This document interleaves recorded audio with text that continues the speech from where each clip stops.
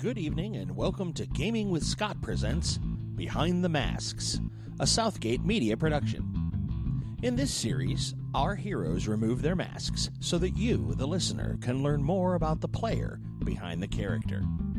We discuss topics of interest and encourage our players to go off the rails and down the rabbit hole. We hope this helps our audience get to know us better.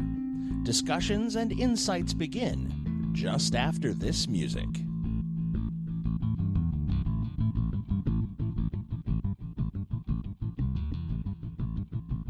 All right, good evening, ladies and gentlemen. This is Rico at Gaming with Scott on the floor of Gencon. I was sitting here just having a drink, enjoying my lunch, and then I met a fine gentleman who's actually turning a... What was it? Go ahead. All right. It was a video game that's being transferred to a board game, and it is a tower defense game. What's your name? Go ahead. My name is Anthony Hansis. I'm the founder with my partner, also named Rico, of Forged By Geeks. Yeah. Nice. Yeah, Rico Hall. Sounds like a good man. Yep. Hey, can't complain. Same name. So we're in the process of turning the video game series Defense Grid. It's the most popular and top-selling tower defense video game for PC and consoles at over 5 million sold. Oh, wow. Recently just sold an additional million from Microsoft's Games with Gold thing. Right. So they're really riding a high on that. We signed a deal with them back in January after a good 6 months of negotiation to turn it into a board game. Okay, so this is a wildly successful computer game. That it is. 6 million copies sold. 5. 5 million. Well, then didn't you say an additional million? No, the additional million put them over 5. Oh, okay, so the additional million has put them over 5. Okay, so we have a wildly successful IP, a tower defense game, which, if anybody knows, they've ever done any mobile gaming, tower defense games are huge. They're some of the most widely downloaded games that you can play. Strategic, very popular, very casual they can be, because you can play a couple levels and put it back down. Now, how did you manage to score this IP, and how is that going to transfer into a board game? So it starts with us absolutely failing with a Kickstarter. So our first game, we themed it ourselves. We paid an amazing artist. We love tower defense games, me and my partner. We've been addicted to them since the original You defense and probably game. About another 80 million people as well. Yeah, I'm not surprised. This is not niche, ladies and gentlemen. No, it's not. This is a legit game that people love to play. So we started with a game that we themed ourselves called Mech Defense. Got an artist that does promotional work for pretty much, I'm not sure I'm allowed to say that all the franchises, but several major franchises for a lot of their figurines and everything. So we got him, got amazing art, had a great reception here at Gen Con last year, but we're a brand new studio, and we are a very ambitious game. It was a legacy game. Okay. It was $100. So we got a decent backing on Kickstarter, but it wasn't enough. But it caught the eye of Hidden Path Entertainment. They had been thinking about making Defense Grid into a board game themselves, apparently for almost a decade. Oh, wow. Since they first launched their game back on XBLA on the 360 around launch. They had been really thinking about this. They saw Mech Defense, and they're like, this is the first time they've seen what looked like a legitimate tower defense board game. It had pathing, it had enemies moving down it, we had mechs that moved around more like an SRPG than towers, but pretty close. So it turns out we were also only about half a dozen miles from each other, our office and theirs. So we talk about lucky. Yeah. Talk about clandestine. No kidding. So during the middle of our campaign for Mech Defense, we went over and said hi. We brought a copy of Mech Defense over, sat down with them. They played through about half a mission, and then we got talking. Too complex of a game for their franchise and for their IP, but after a couple of months, we whipped up a prototype that was more fitting with their IP and kept working on that and evolving it. This led to contract negotiations, and around January, we officially signed the contract, and we've got the license for a couple of years to start. Based on how we do with it, we may be able to, of course, keep moving forward. They officially announced our product in coordination with us in mid-April, shortly after they announced Defense Grid 2 VR edition for Oculus. Right. which, by the way, if you haven't played, is absolutely amazing. I have not played. The only VR game I've played, it was on the Samsung VR, and it was Defuse the Bomb. But that's my only foray into VR, but I know VR is going to be epic. And it's going to be amazing. And as soon as they get the equipment down to a very negotiable or comfortable buy-in price, that's when you're going to see VR skyrocket and take off. Yeah, and that's what it's going to be is a bit developed much. for. It's a little pricey. It's a little pricey to begin with, yeah. But either way, so that's how we managed to get the license. And since then, it's been over a year now of solid work trying to turn this into a really refined tower defense experience that also really aligns with our IP. And the real kicker was when we got the license, we sat back, we had long discussions between ourselves, also with them, and with our significant others, and decided we're going all in. If we have a great IP, we have a great game, if we're going to do this, we're going to do it right. Right. And one of the things that means is 23 unique miniature designs. We have all 9 of the towers from the video game series are being made into 55 millimeter tall miniatures. To put that into perspective, it's about from the furthest knuckle on your index finger all the way up to the tip. That's how tall these miniatures are going to be. All right, now, I know in a lot of tower defense video games, there are seamless ways to upgrade your tower with the resources that you gen from defeating waves.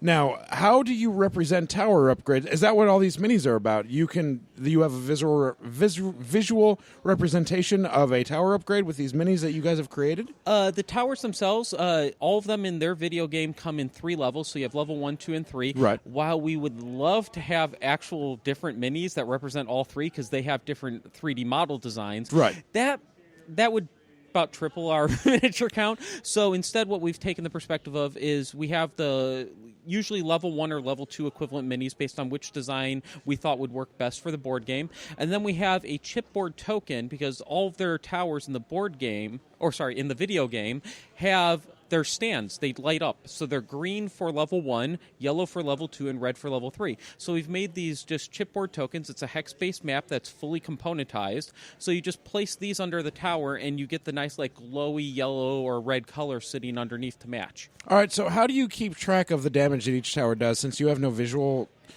physical model for the tower upgrades? So is there a stat card or a damage roll table that you can use based on the level of the tower? And if that's the case, how do you generate the resources in the game to upgrade your tower? Okay, so it's a fully cooperative game. So all 4 players play simultaneously, and they work together. It's a deck-building game, has a lot of elements from Pathfinder Adventure board game or card game. So we've taken multiple elements there. So first thing is you have a shared build resource pool, as we call it. The players can discard any card from their hand that they draw up at any time and increase the build resource pool by 1. Okay. And then any player can build a tower anywhere, assuming they have towers left to build, using that build resource pool. And that resource pool is also used to upgrade towers to level 2 and 3, respectively. In addition, every time you kill an alien that's trying to steal your cores and run off with them, you get 2 base build resource points, and you get an additional +1 for every armor point that an alien has. So the harder the aliens, the more you get. Oh, so it doesn't sound like you'll ever get too far behind that you couldn't get through a wave. Yeah. So we have 7 waves per mission, and the game has 10 missions. They're all linked together, though we're also including in the game pre-built recommended decks in case you don't want to really play the mission system. You can jump ahead to any mission you want and just load up and play.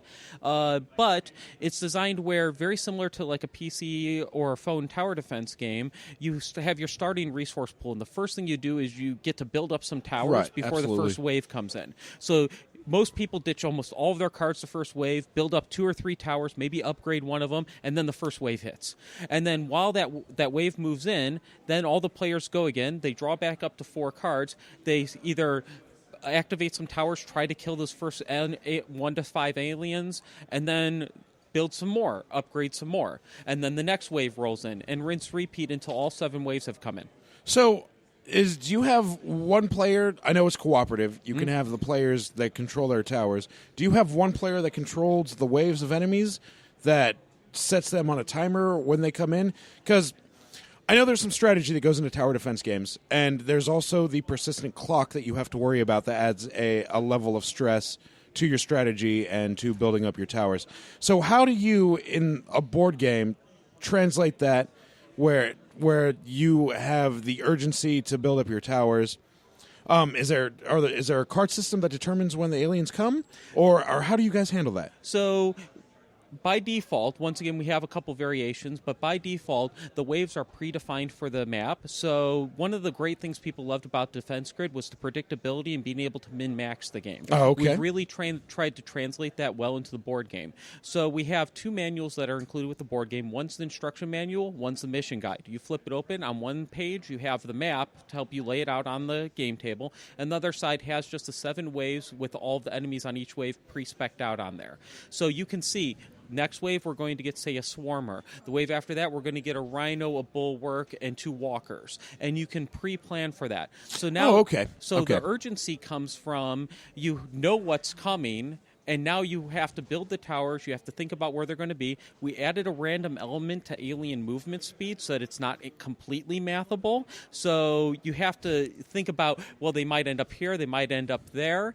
And then the urgency also comes from the aliens will be grabbing the cores and trying to run out with them. So do you kill the stuff that's coming in? Do you kill the stuff that's trying to get away from the cores? Some of the maps, it's a fully componentized map system. So we have these hex tiles that all interlock, and you can build hundreds of maps. We've only defined 10 for our game, but we will encourage people and actually plan to put out some tools to help people build their own maps and share them.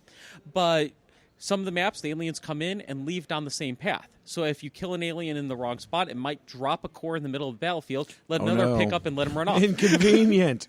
Super inconvenient. Yep.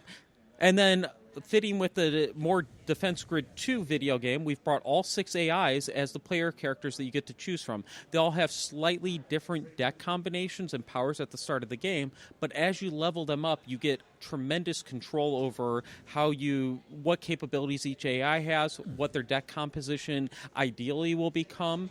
And then on top of that, one of the things for us with the Pathfinder Adventure card game that was very frustrating was you get your deck and maybe you get 1 or 2 more cards. You get to customize it with each mission. We decided you get to completely customize your deck between missions every mission. So if you're about to head into a mission that has a lot of shielded enemies, maybe you want to bring more cards to fire Tesla towers or a couple of custom ammo cards that allow the laser to strip more shields. Or if you're going to be fighting a juggernaut, maybe you need to bring that missile tower and the cannon tower and bring some armor-piercing rounds or missiles. So this isn't a deck building game where you have one deck here and you have one deck here, and you draw from 2 different pools to try and build the deck that you're going to need for each scenario. So it sounds like each deck is already predetermined. They start predetermined for the first mission, but after that, you have 3 types of cards in the game. You have attack. Oh, interesting. Here we go. Yeah, this is what I'm trying to get to. Let's go. So you have attack cards, which are used to activate the towers. You have support cards, which are basically each gun technically has basic ammo always loaded in it, but you can load these custom rounds or abilities into them. You can only play 1 of those per shot, and then you have what are called special cards. These range from critical hits, double shots, upgrade tower discount cards, stuff that lets you go through your draw pile or your discard pile to retrieve cards, all kinds of stuff like that. But one of the more popular cards is called the Overcharge card. Every time you play one of this, it gives you another die, which gives you a 50% chance of adding a point of damage when you fire the tower. You can pile on as many special cards into one shot as you want. So you can crit, double shot, 3 overcharges, load in 1 custom ammo, and blast it off. But you can only ever have 1 ammo for 1 shot. So, wow. All right. So how big are wave numbers? What is the number of aliens that you can expect per wave? Between 1 and 8. 1 and 8, and that's determined per level that you're on or scenario that you're in? Yeah. Or is that just level per wave, it gradually increases? Actually, once again, following with the Defense Grid theme, one of the great things about having the licensed property and being so close, we go over and chat with the guys all the time. We've learned so much about how they thought of the game and the things they learned making the video game with what's fun, enjoyable. And one of the interesting things is they talked about multiple ways on how you design waves to make them interesting for the players. Some missions, you start out with a huge first wave. and then it ramps down quickly and then has a couple of spikes. And that's about giving the players breathing room. So they get hit hard and heavy very fast, and then they have to adjust for that. They're going to have aliens that grab cores, and now they've got to really pick and choose where they kill them because they're going to be dropping them and how to manage that. Other times, you do the slow, gradual ramp up to large amount of aliens at the back. So you start with 1, then 2, then 3 through the several Like waves. your classic, typical tower defense, Yep. how it would start. But most of the time, what you want to do is have 2 or 3 spikes over the 7 waves. So you have like maybe 1 enemy, then like 3 enemies, then 2 enemies, then 5 enemies, then 3 enemies, then 7 enemies, and kind of spike it like that. And different interesting ways of using the various aliens together. So we have healing units, we have stealth units, we have units that cast a shield across like every enemy within 2 hexes of them. So We're talking about alien units that buff the other alien units? Yes. So you have to. So then it becomes very, very particular what you focus your one shot, one ammo on, because Yep. you're going to have to deal with this in this wave. Yep, And you've given them the tools to be prepared for that wave, correct? Yep, and we've also done a lot of work on designing our waves based on the various alien movement speeds and everything, to where if you don't take care of some of those specialty aliens really quick, later waves of aliens will sometimes move faster, and they're timed within 2 to 3 waves to end up within range of like the healer alien. So if you didn't take care of that healer alien quick enough, a juggernaut might end up in the space of it, and now it's almost impossible to kill that juggernaut. Right. Or it gets increasingly difficult. So with the movement speeds, with the different types of aliens, we kind of get them to group up in interesting ways and impact each other to cause the players to use the information presented on the wave tracker to know what's coming, to decide and predict what they want to attack and kill. So there sounds like there's a lot of subtlety and nuance to the strategy in this game. Yep. What is the recommended age group for this game? We're targeting 13 plus. That's for 2 reasons. One, because I wouldn't say a lot of math, but the math we've actually, if nothing else, that's the biggest thing we've toned down through our playtest. Right. But there's enough of around math for prediction, looking ahead into the waves, that we found under 13, some people will struggle. We've had a couple of parents with kids play, and they seem to do a lot better. And sometimes, like one playtest we had over at ETX Washington, the parents were using it as almost like a math teaching tool for their kids, which we found interesting. But it went really slow when they played. At that point, yeah. Absolutely. But also, we have a lot of small pieces. We had to come up with a unique tracking system because like most tower defense games, the same alien will end up with more hit points in later waves. We tried spinners, we tried tokens, we tried all kinds of stuff, and ultimately, when we finally locked in that we were going to do so many miniatures, we came up with a hit point tracking system that uses cubes with a hole down the middle, and they go on pillars on the aliens, and we only have 1s and 4s. So if an alien has 6 hit points, you put a 4 and you put 2 1s. 2 1s, right. When you knock them down to 3 hit points, you pull off the 4 and you Put have a one more 1. Yeah. Yep. So it's a little fidgety, I will admit that, for the hit point tracking, but we kept refining it, and so far at Gen Con, this has been the best response. The best system to use. Yeah, not just the best system. This is the first time between all of our systems that it feels like we haven't had actually a single complaint about the hit point tracking, which honestly is shocking to us. I was about to say, that's when you know you've refined it so well that you don't get a single complaint when there's 60,000 gamers coming by to try your game. Well, at least we've had about 150 so far. I can't complain too much. All right, so you've been here since Wednesday, I presume, trade day. Yep. Maybe even Tuesday because you had to set up. Oh, no, we're in the double exposure room. We don't have our own booth. Okay, so all right. we actually got in Wednesday night, Thursday morning. Oh, okay. All right, so if people wanted to come see this game, because we put these podcasts up every night, this will go sweet. out this evening. Where are they going to find you in the convention center? Okay, so we're going to be in the double exposure room. It's right off one of the main halls for the exhibition room, right across from where they do all the tournaments. Oh, okay. It's a pretty big room. It's free to play in there, but you probably want to show up about half an hour to 45 minutes before one of the 2-hour sessions because they have this weird lottery type system they have. But oh, wow. But the people who show up first get first pick of get which first game. Pick, right. Yeah. We will be there tonight. I don't know how late you're posting this, but we're at 8 p.m. We have a slot at 8 p.m. tonight and another slot at 10 p.m. tonight. And then our last 2 slots are Sunday at 8 a.m. and 10 a.m. But is it all right to talk about other conventions? Yeah, are you going to be at other conventions? Yes. So absolutely. This goes out nationwide. Absolutely. Okay, so we're going to be at Dragonflight in the greater Seattle area. It's technically in Bellevue, which is just across the lake from Seattle. Is that your guys' home base? Are you originally from Seattle? Yep, we're from just northeast of Seattle in a little town welcome called to Woodville. Indianapolis. Thank you.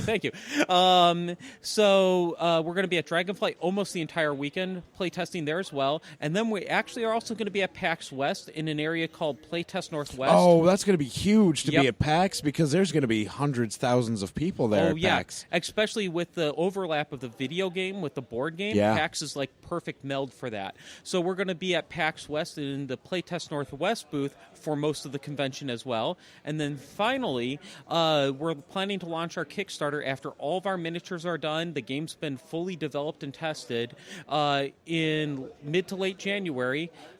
And we're going to have our own booth at PAX South. And we'll be premiering You're going to be at all 3 PAXs? No. We're not going to East. You're not going to East? Okay, or Oz. Oh, okay. We'd love to go to both of those, but being a new indie studio, we don't quite have the greens to go the budget there. to do that. So West and South for certain. Yep, and at South, right now, it sounds like we're going to have our own booth. It's not 100% locked, but I got in really early, and they're trying to make PAX South more of a board game convention, it sounds like. Oh, okay. So this is a great opportunity for us to get in there and hopefully really show off.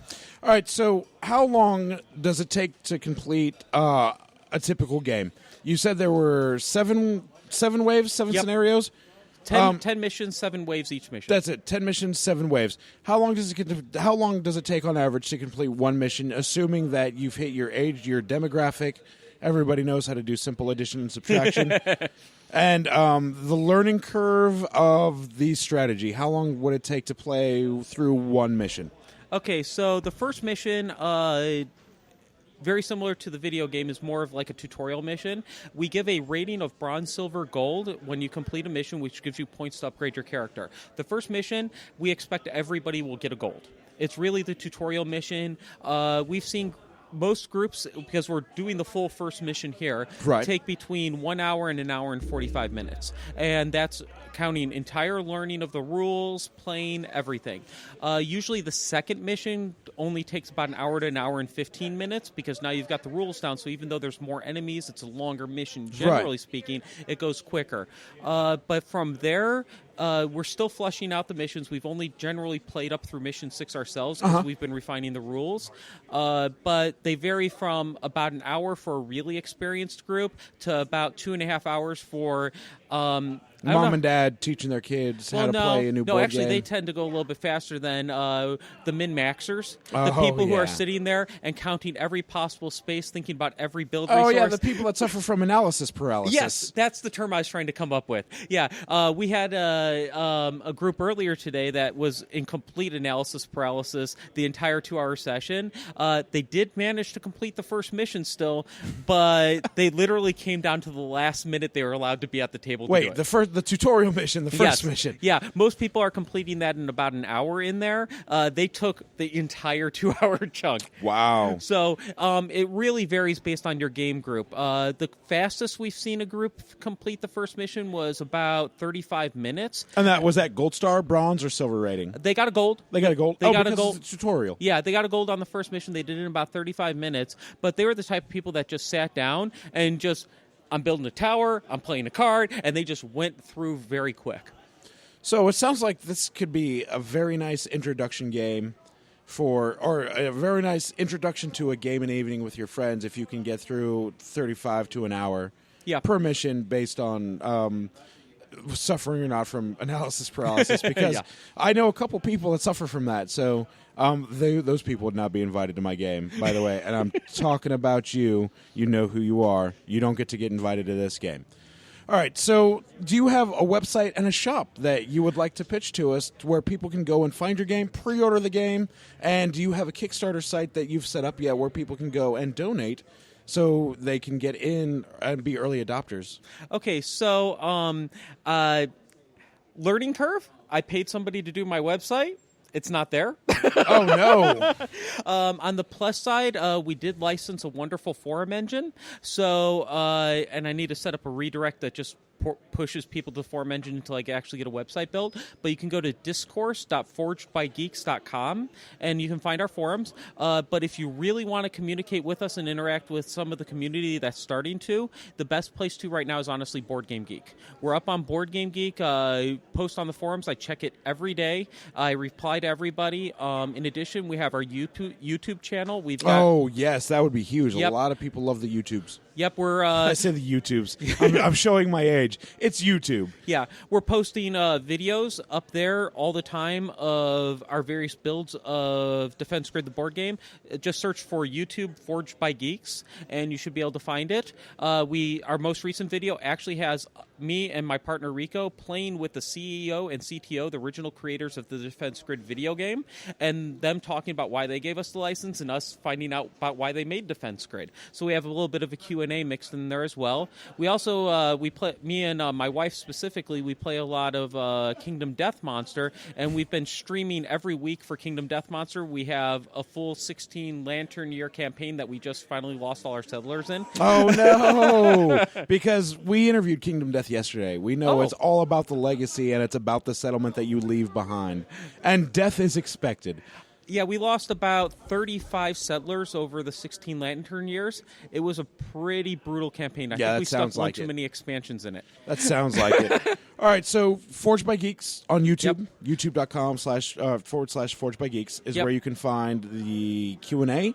You can see their R&D, and you can see them talking to the people that created the Defense computer game. Yep. And then the last thing is the Kickstarter. We're not going to be doing that until after we have everything done. So expect around second or third week of January, just before we go to PAX All right, South. so we're looking at first quarter 2017. Yep, definitely. All right, so that's where you can find them, ladies and gentlemen. I know a lot of you are Tower Defense fans. There's about 80 million people that are Tower Defense fans. Check them out on YouTube. Look at their game and listen to their Q&A. They're going to have some good stuff coming out for you.